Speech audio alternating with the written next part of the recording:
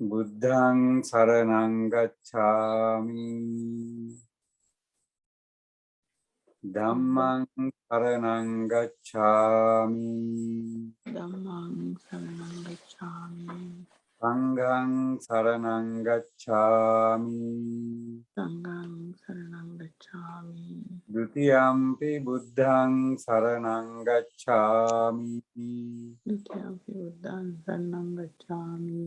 ဒ ුතියම්පි ධම්මං සරණං ගච්ඡාමි ဒုတိယ dhammang saranang gacchami. ဒ ුතියම්පි සංඝං සරණං ගච්ඡාමි ဒုတိယ sanghang saranang gacchami. යම්පි බුද්ධං සරණං ගච්ඡාමි ဒုတိယ buddhaṃ saranang gacchami. තතියම්පි ධම්මං සරණං ගච්ඡාමි ဒုတိယ dhammang saranang gacchami. තතියම්පි සංඝං සරණං ගච්ඡාමි ဒုတိယ sanghang saranang gacchami. කරණ ගමනං සම්පුන්නං Bante පානාතිපාතා වේරමණී සික්ඛාපදං සමාදියා Anatikata veramani sikkhapadam samadhiyami. නාදානා වේරමණී සික්ඛාපදං සමාදියාමි Adinadana veramani sikkhapadam samadhiyami. ආමේසු මිච්ඡාචාරා වේරමණී සික්ඛාපදං සමාදියාමි Amisunchachara veramani sikkhapadam samadhiyami. ආවාදා වේරමණී සික්ඛාපදං සමාදියාමි Vada veramani sikkhapadam samadhiyami. කාමේර මජ්ජපමා දත්තානා වේරමණී සික්ඛාපදං සමාදියාමි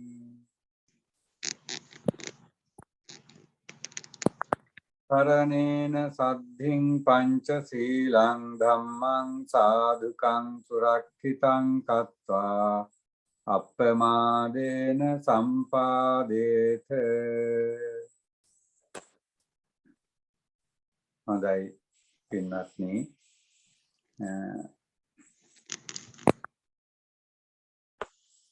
දැන් අපි කවුරුත් සුපුරුදු පරිදි ටික වේලාවක් භාවනා කිරීමට සදී පැහැදී සිටින මොහොත. ඒ වගේම තිසරණ සහිත පංචශීලයේ සමාදන්ව ඊට සුදුසු වටපිටාව හදාගෙන සිටින මොහොත. අපි කෙටියෙන් නමුත් තෙරුවන් වන්දනාව සිද්ධ කොට තෙරුවන් කමා කරගෙන මෙම පුණ්‍යමය කටයුත්ත ආරම්භ කරමු. සාදු සාදු සාදු නමෝ තස්ස භගවතෝ අරහතෝ සම්මා සම්බුද්දස්ස නමෝ තස්ස භගවතෝ අරහතෝ සම්මා සම්බුද්දස්ස නමෝ තස්ස භගවතෝ අරහතෝ සම්මා සම්බුද්දස්ස ඉතිපිසෝ භගවා අරහං සම්මා සම්බුද්ධෝ විජ්ජාචරණ සම්පන්නෝ සුගතෝ ලෝකවිදු අනුත්තරෝ පුරිස ධම්ම සාරති සත්තා දේව මනුස්සානං බුද්ධෝ භගවාති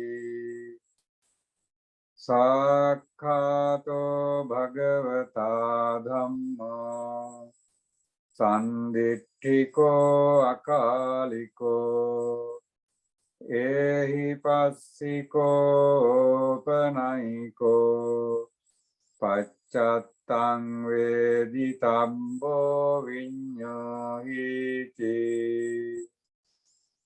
සුපටිපන්නෝ භගවතෝ ශාවක සංඝෝ Ujupatipanno bhagavato sāvaka sangho Nyāyapatipanno bhagavato sāvaka sangho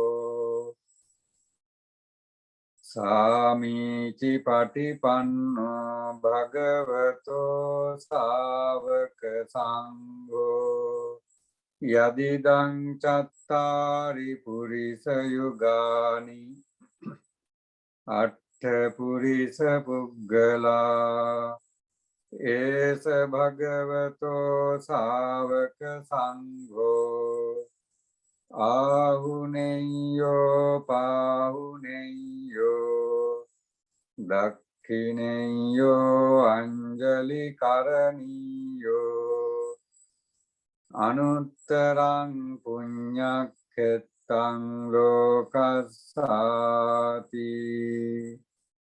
Vandami cetiyang sabbang sabbathane supatitthitang Saririka dhatu mahabodhing Buddha rupang sakalang sada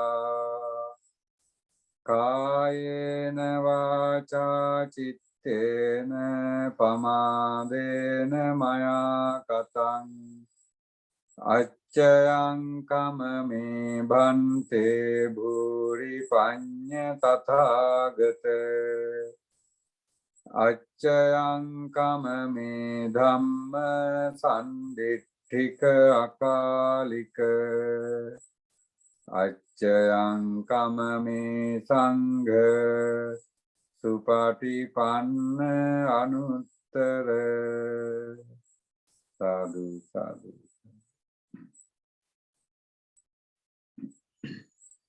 Well, now you have observed 5 precepts after taking refuge from the Buddha, Dhamma and Sangha. Now you have been in a ground of virtuousness, physically and verbally.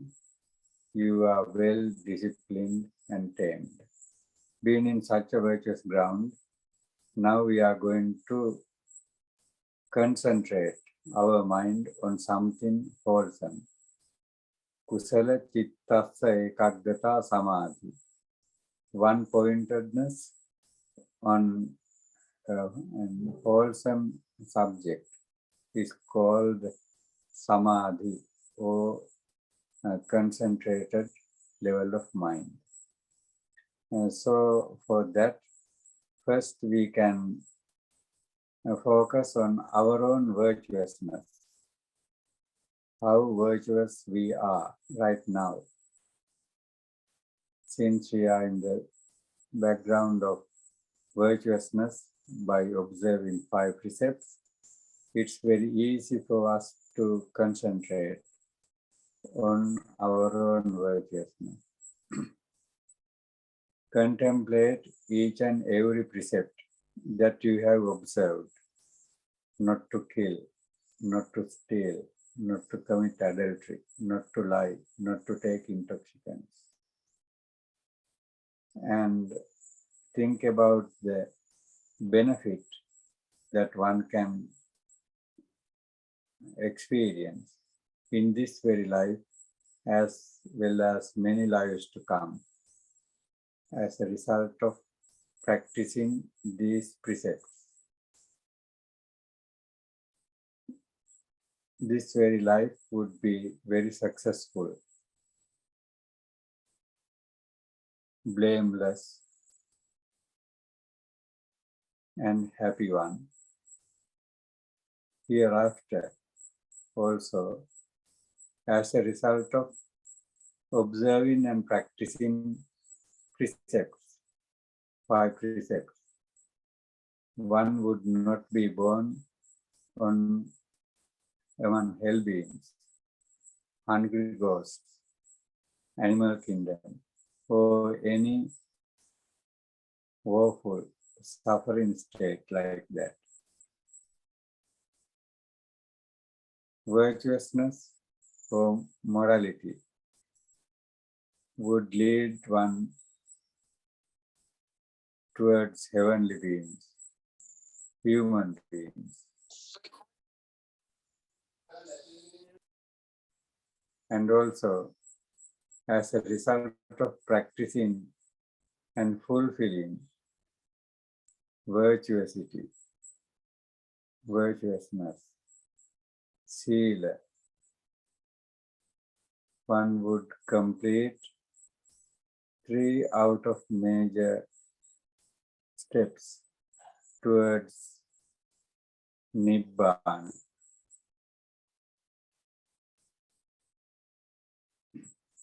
This way you can contemplate on the benefit of practicing virtuousness and appreciate yourself, your own virtuousness.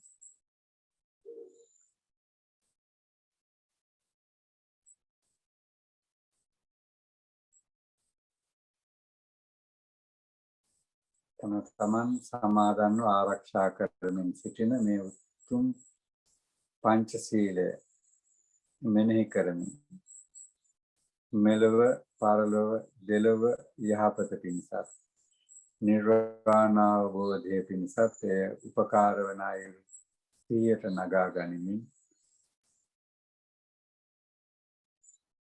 සීලානුස්සති භාවනාවෙහි යෙදෙන්න.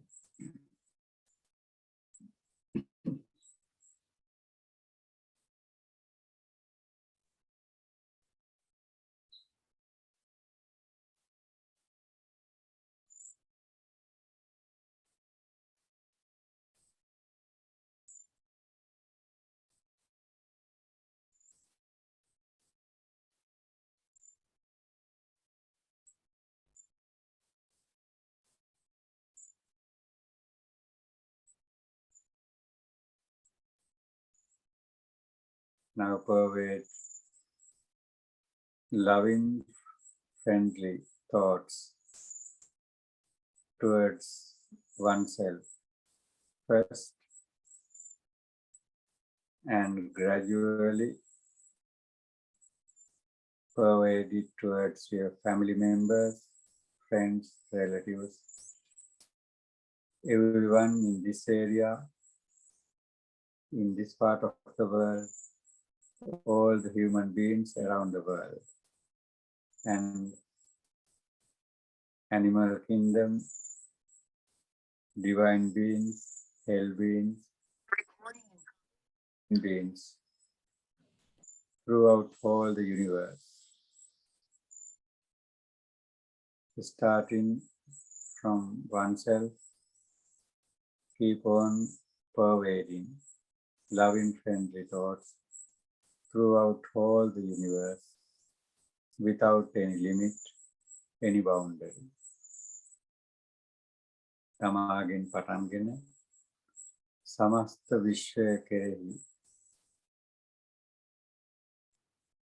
අප්‍රමාණව පැතිර යන මෛත්‍රී සිතුවිලි ඇති කරගනිමු.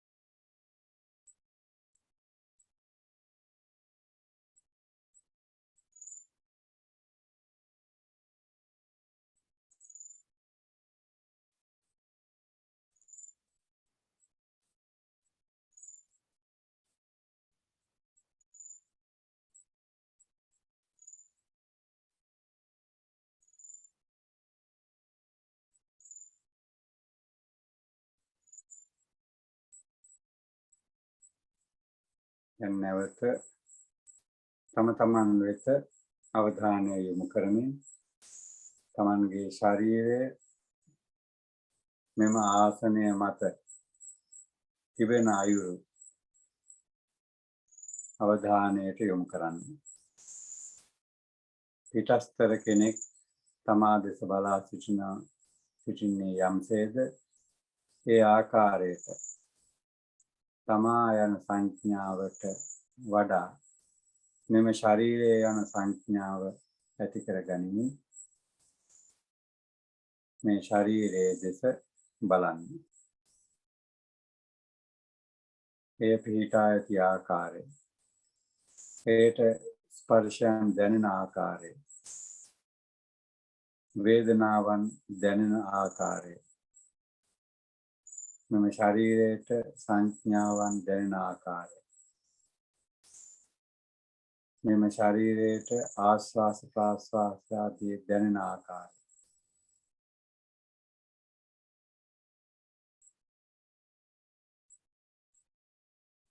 මේ සියල්ල අවධානයට යොමු කරමින් තමාගේ මේ ශරීරයේ දෙස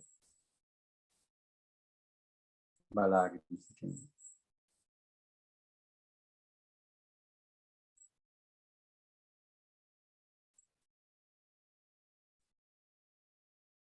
Focus your attention on your own body as if an outsider would watch it, how it has been seated on this cushion, and what can this body feel, sensations that this body can be experienced.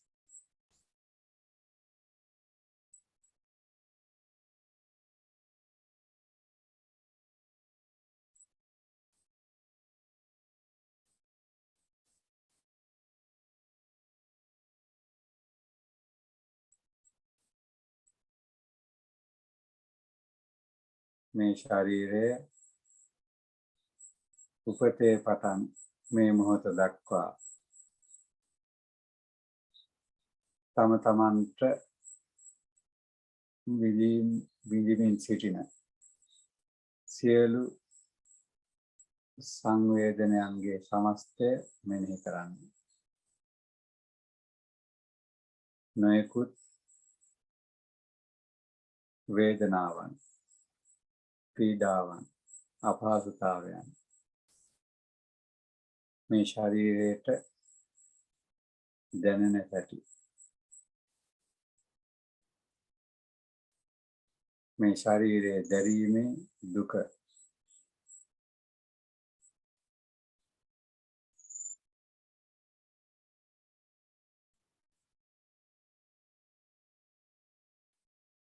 ඒ වගේම මෙබඳුම ශරීර දරන මිනිසුන්, තිරිසන්ගත සතුන්,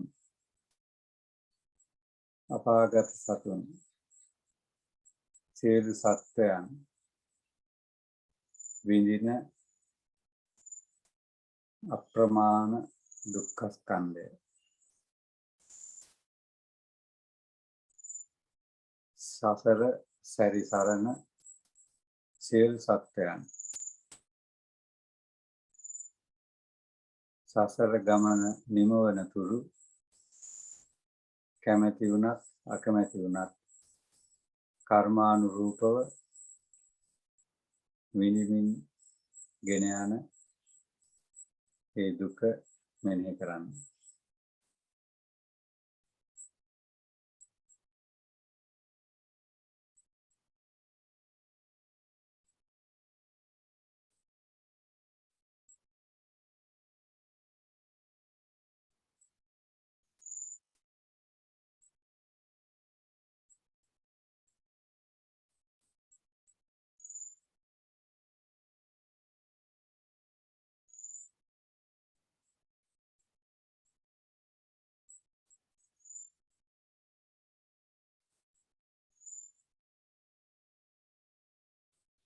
එබඳු සාංසාරික දුක්ඛයකට මුහුණ පා සිටින සියලු සත්වයන් කෙරෙහි කරුණා සහගත සිතිවිලි ඇති කරගන්න.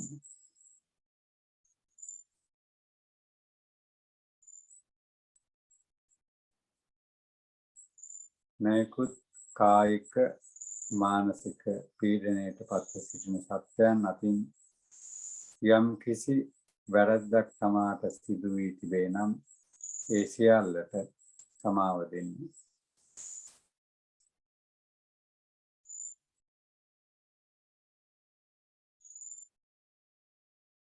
තමාගෙන් දැනුවත් හෝ නොදැනුවත්ව සාංසාරිකව හෝ යම් කිසි කෙනෙකුට හිරිහැරයක්, කරදරයක්, අගෞරවයක් සිදු තිබේ නම් එයට මනසින් සමාව ගන්න.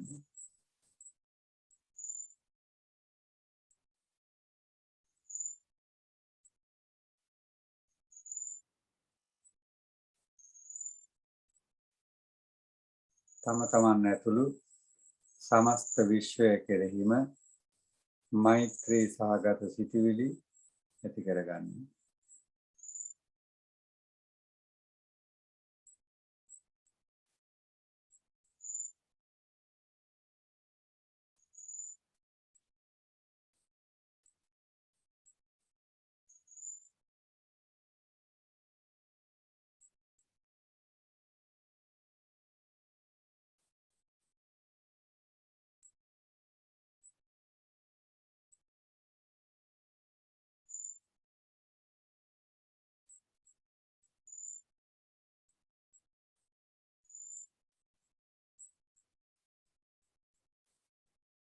එම ශරීරයට දැනෙන දැනීම් අවධානයට යොමු කරන අතරම ආස්වාස ප්‍රාස්වාසයන් පිළිබඳ මෙනෙහි කරන්න. සිත යොමු කරන්න.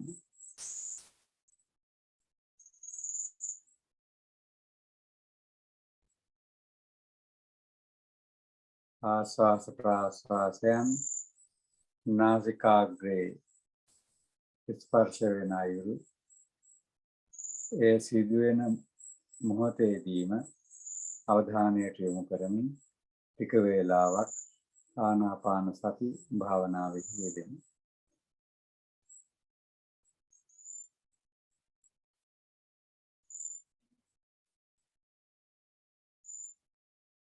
Focus your mind at the tip of your nose and detect the point that you can notice each and every single inhalation and exhalation, and making a determination not to happen any inhalation or exhalation without your knowledge. Keep your mindfulness, awareness, and keep on practicing meditation on breathing.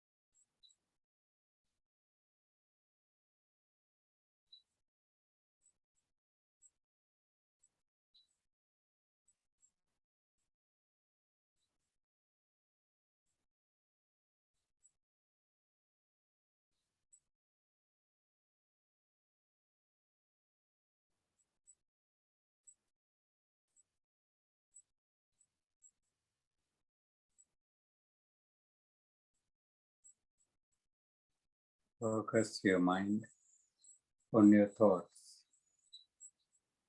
and see if it's focusing on your breath or not.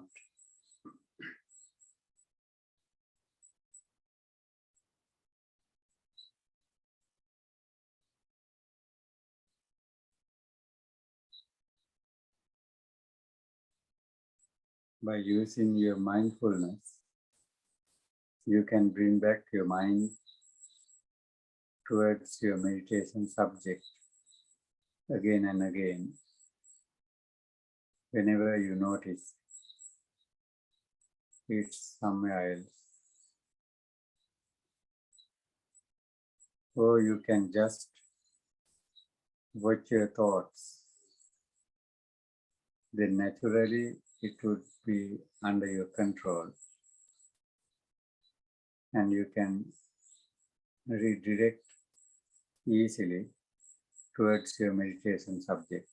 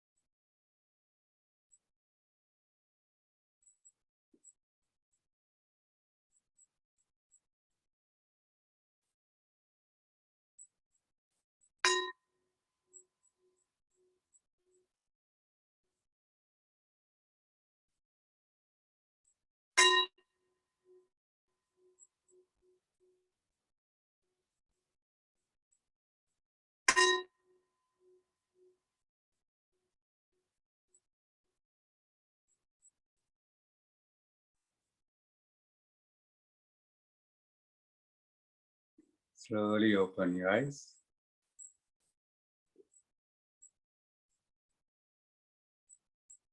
Like then යම් කිසි මේ භාවනාව සම්බන්ධයෙන් විශේෂයෙන්ම අපහැදිලි තැනක් තිබුණු දෙයක් කියනවා නම් අපිට සාකච්ඡා කරන්න වෙනවා.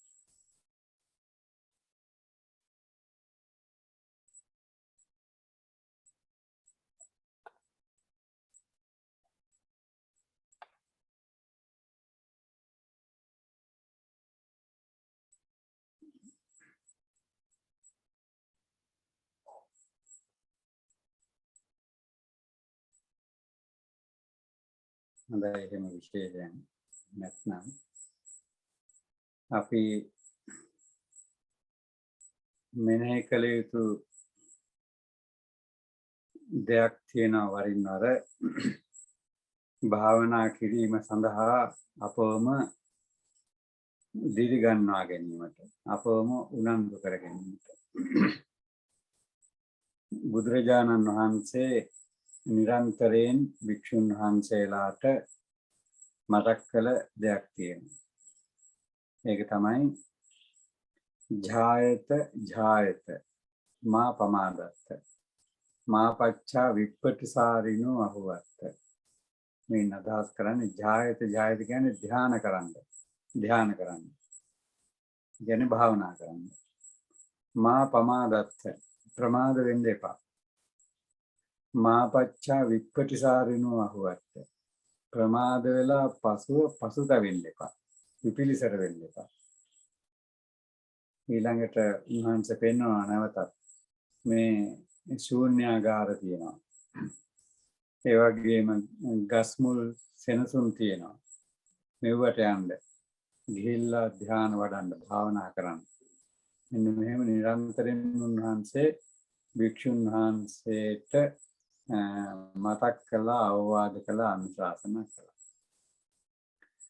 එතකොට මේ ධර්ම විනයෙහි ධර්ම අධ්‍යයනය වැදගත් දෙයක් වෙනවා. ඉගෙන ගැනීම. ඒ වගේම ඊටත් වඩා වැදගත් දෙයක් තමයි මේ ප්‍රායෝගිකව භාවනා වශයෙන් වැඩිම. සමස්ත ත්‍රිපිටක ධාරී භික්ෂුන් වහන්සේලාටත් වඩා බුදුරජාණන් වහන්සේ වර්ණනා කළේ ප්‍රායෝගිකව එක දහම් පදයක් හෝ භාවනා වශයෙන් ප්‍රගුණ කරන භික්ෂුව. ඒ බඳු ත්‍රිපිටකධාරී භික්ෂුන් වහන්සේ නමකට මෝඝ පුරිස කියන වචනයෙන් පවා ආමන්ත්‍රණය කරලා තියෙනවා. ඒ ප්‍රතිපලයක් හැටියට උන්වහන්සේ භාවනා කොට නොබෝ දිනකින්ම ආර්හත් මාර්ග ඥානය ලබාගත් විගසම බුදුරජාණන් වහන්සේට ආමන්ත්‍රණය කරේ තමන්ගේ පුත්‍රයෙක් කියන වචනයෙන්. ඒ වගේම අපි පාවිච්චි කරන මේ ධ්‍යාන නැත්නම් භාවනා කිරීම කියන වචනය එදා බුද්ධ කාලේ අනෙකුත් සමාජවලත් භාවිතා වුණා. බ්‍රාහ්මණ වරු වර්ග කොටස් දෙකක් ඉන්නවා. ජායක අජ්ජායක. ජායක කියලා කියන්නේ ධ්‍යාන කරන. අජ්ජායක කියලා කියන්නේ ධ්‍යාන නොකරන. ඒතකොට ජායක කොටස ධ්‍යාන වඩලා මනස බොහෝම දියුණු කරගෙන සිත සමාධිගත කළා. ඒ අය මේ ලෝකයේ ගැන තමන්ගේ භාවනාමය ඥානය තුලින් දියුණු කරගත්තා. අද උනත් ඍෂිවරු හැටියට කියන්නේ ඒ අය. ඒ අයට වෙනත් කෙනෙකුගෙන් ඉගෙන ගන්න දෙයක් නැහැ. තමන්ම දැකලා යම් දේවල් සොයා ගැනීම හැකියාව තියෙනවා. ඔය නොයෙකුත් වෛද්‍ය ක්‍රම පවා ඒ බඳුය හොයාගෙන තියෙනවා. අනිත් කොටස අජ්ජායක භාවනා නොකරන අය. භාවනා නොකරන අය කලේ අර ඍෂිවරුන් අවබෝධ කරගත්තේ භාවනා කරන අය අවබෝධ කරගත්තේ අධ්‍යයනය කරලා ඒ තුලින් යම් කිසි දැනීම් මාත්‍රයක් ඇති කර ගැනීම. එතකොට ඒක තමන්ගේ අත්දැකීමක් නෙවෙයි. අනෙක් කෙනෙක් ලැබපු අත්දැකීමක් පිළිබඳව තමන් ඉගෙනගත්තු දෙයක්. අන්න ඒ අධ්‍යායක කියන වචනයෙන්ම තමයි මේ අපිට හැදිලා තියෙන්නේ මම හිතන්නේ අධ්‍යාපන කියන වචනේ. ඒකට අධ්‍යාපන කියන එකේදී ජාපනේ භාවනාව නෑ. අර භාවනා කරපු අය මනස දියුණු කරගත්තු අය සොයාගත් දේ තමන් ඉගෙන ගැනීමයි කරන්නේ. ඒකට ඒක self experience එකක් බවට පත් වෙන්නේ නැහැ. ඒක නිකන් knowledge කියන දෙයට පමණක් සීමා වෙනවා. අන්න ඒ knowledge කෙනගේ දැනුම ධර්මයේ සම්බන්ධයෙන් ඇති කරගත්තොත් ඒක ප්‍රායෝගිකව පුහුණු කරන්න පටන් ගත්තොත් අන්න එතනදී මේ ඥාන කියන කොටස නැවතත් ඇති කරගන්න ඒක උදව් කරගන්න පුළුවන්. අන්න ඒක තමයි බුදුරජාණන් වහන්සේ වර්ණනා කළේ. ප්‍රඥාව ලබා ගැනීමේදී චින්තාමය, සුතමය, චින්තාමය ඊළඟට භාවනාමය වශයෙන් ඇති කරගන්න ප්‍රඥාව. එය විදර්ශනාව දක්වා දියුණු කරන්න පුළුවන්. විදර්ශනාවත් සමගම නිර්වාණ අවබෝධය සඳහා හේතු වෙනවා. ඒ නිසා ඒ බඳු කොටසකට අපි ක්‍රමක්‍රමයෙන් යන්න ඕනේ විදර්ශනාව දෙසට. එතනදි තමයි මේ බෞද්ධ භාවනා ක්‍රමය බුදුරජාණන් වහන්සේ අනුදැන වදාළ භාවනා ක්‍රමයෙන් උපරිම ප්‍රයෝජන ලබාගත හැක්කේ. හොඳයි අපි නැවතත් ටික වේලාවක් භාවනා කරන්න සූදානම් වෙමු. ඒ අතර යම් කිසි ගැටලුවක් තියෙනවා නම් අපහැදිලි තැනක් තියෙනවා නම් අහන්න නැවතත් අවස්ථාව දෙන්න.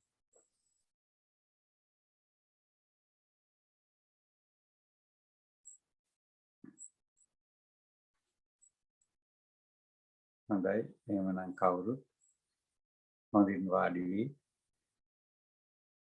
වම් අත්ල මත දකුණු අත්ල මහපට ඇඟිලි තුඩු එකිනෙක ස්පර්ශ වෙන විදිහට තබා ගන්න. තම තමන් මේ ප්‍රයෝගන කරමින් සිටින්නේ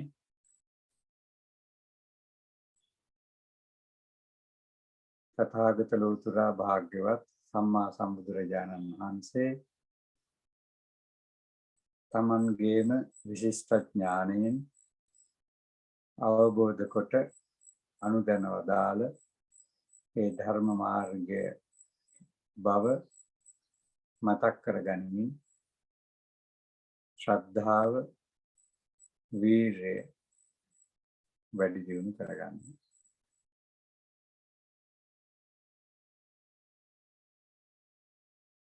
තමා වෙත අවධානය යොමු කරන්න.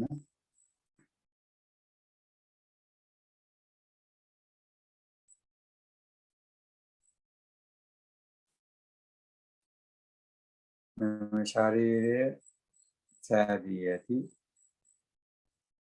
පඨවි ආපෝ තේජෝ වායෝ යන සතර මහා ධාතුන් පිළිබඳව ප්‍රත්‍යවේක්ෂණයේ යෙදෙන්න.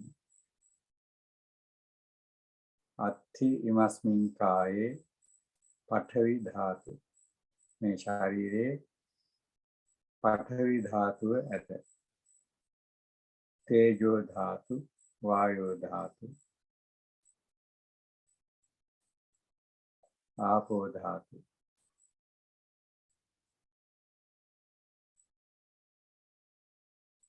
එය වචනයට සීමා නොකොට මනසින් මේ මොහොතේ තම තමන්ගේ ශරීරවල ඒ ධාතු කොටස් පිහිටා ඇති ආකාරය මෙනෙහි කරන්න.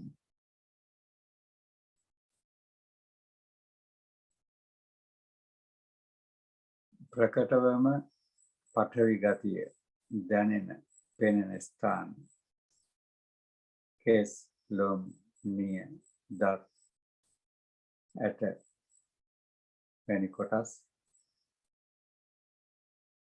වගේම ආපෝ ධාතුව ප්‍රකටවම දැනෙන ලේ දහදිය මූත්‍රා කෙල සොටු ආදී කොටස්. තේජෝ ධාතුව समस्त ශරීරේ පුරාම සීත උෂ්ණාදී වශයෙන් අඩු වැඩි වෙමින් දැනෙන අයුරු. වායෝ ධාතුව समस्त සිරුර පුරාම පැතිර පවත්න අයුරු. ආස්වාස ප්‍රාස්වාස වශයෙන් පවා වෙනහළු වෙත ගමන් ගන්නා පිට වෙන අයුරු සිහිපත් කරමින් මේ ශාරීරියේ දෙස ධාතු මානසිකාරයට අනුව බලන්න.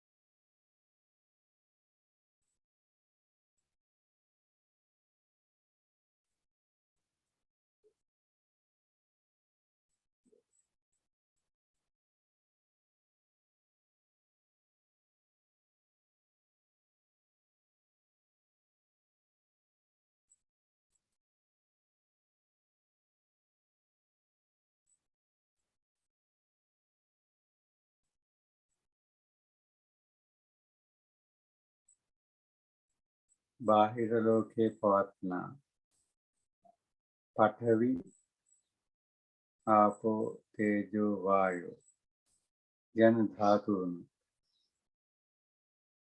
අභ්‍යන්තර ලෝකේ එහෙම නැත්නම් තමන්ගේ මේ ශරීරය තුළ පවත්නාම ධාතුන්ගෙන් ධාතු වශයෙන් වෙනසක් නැහැ.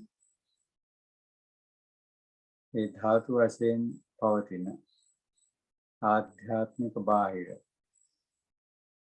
දෙයන්සේම පවතින සමානාත්මතාවය සමාන බව සිහියට නගා ගන්න.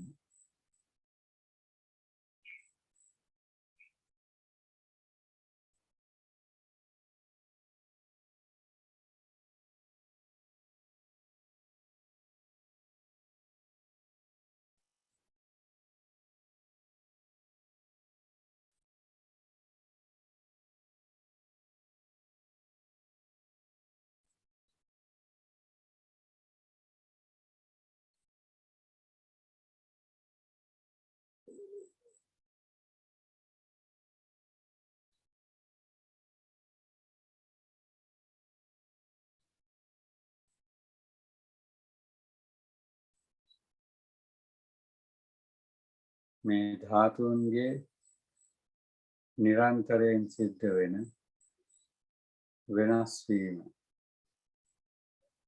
මනසින් දකින්න.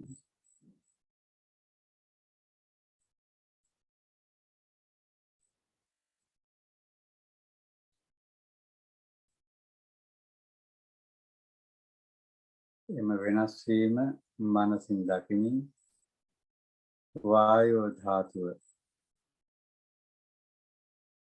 ලෙස ආස්වාස ප්‍රාස්වාසයේදී එය ඇතුළත සහ පිටත ගමන් කරන ආකාරය දෙස අවධානය යොමු කරන්න. ගමන් කිරීමම වායෝ ධාතුවේ වෙනස් වීමක් සිද්ධ වෙන හැටි මනසින් දකින්න. හැඩේ වශයෙන් යන්නේ ස්ථාන වශයෙන් වෙනස් වෙන අයුරු. වායෝ ධාතුව ඇතුළට යාමේදී පිටත යාමේදී තේජෝ ධාතුවේ බලපෑම නිසා ඒ ස්වභාවය වෙනස් වෙන අයුරු. මෙසේ බලමින් ධාතු මනසිකාරය ආනාපාන සතිය හා සම්බන්ධව වඩන්න.